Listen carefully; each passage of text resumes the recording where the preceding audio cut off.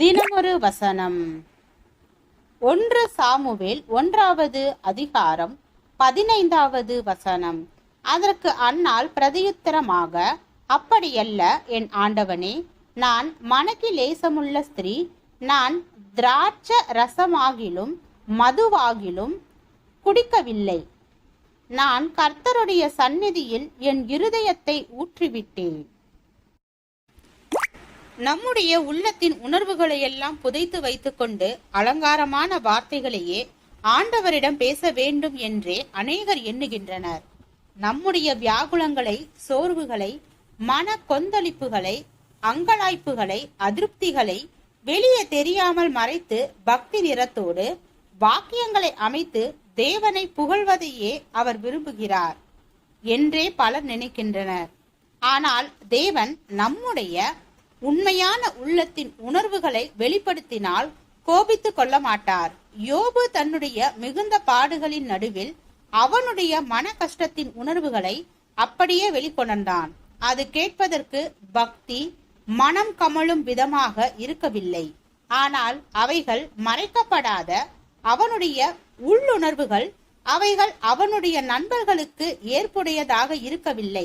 ஆனால் தேவன் தம்மை புகழ்ந்து பேசிய அந்த மனிதர்களுக்காக அல்ல, தன்னுடைய அக உணர்வுகளையும் கொதிப்புகளையும் அப்படியே கொட்டி தீர்த்த யோபுவுக்கே சாதகமாக பேசினார்.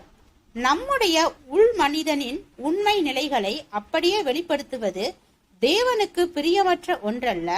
நான் மிகுந்த மன உளைச்சல்களோடும் தொடர்ந்த வியாகுலங்களோடும் அதிகமாக துன்பப்பட்ட நாட்களில் தேவ ஆவியானவர் பல நேரங்களில் என்னுடைய உள்ளத்தின் உணர்வுகளை எல்லாம் அவை இருக்கிற வண்ணமாகவே வெளிப்படுத்தும்படி என்னை ஏவி ஜெபிக்க வைத்ததை மிக நிச்சயமாக நான் அறிவேன்.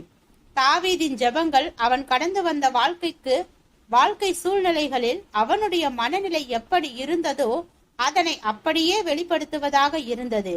நம்முடைய பாரங்களும் மன அழுத்தங்களும் நீங்க வேண்டுமானால் முதலாவது நம்முடைய இதய உணர்வுகளை அப்படியே தேவனுக்கு காண்பிக்க நாம் பழக வேண்டும்.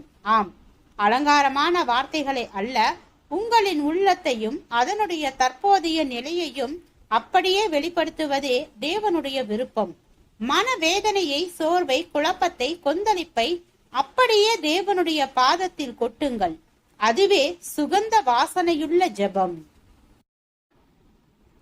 ஜெபம். தேவனுக்கு ஸ்தோத்திரம். தேவனே, நாங்கள் எங்களுடைய வாழ்க்கையில் எங்கள் மனதில் உள்ள துன்பங்களையும் கஷ்டங்களையும் தேவனிடத்தில் வெளிப்படுத்தி முழு இருதயத்தோடு ஜெபம் செய்ய கிருபை பாராட்டும்.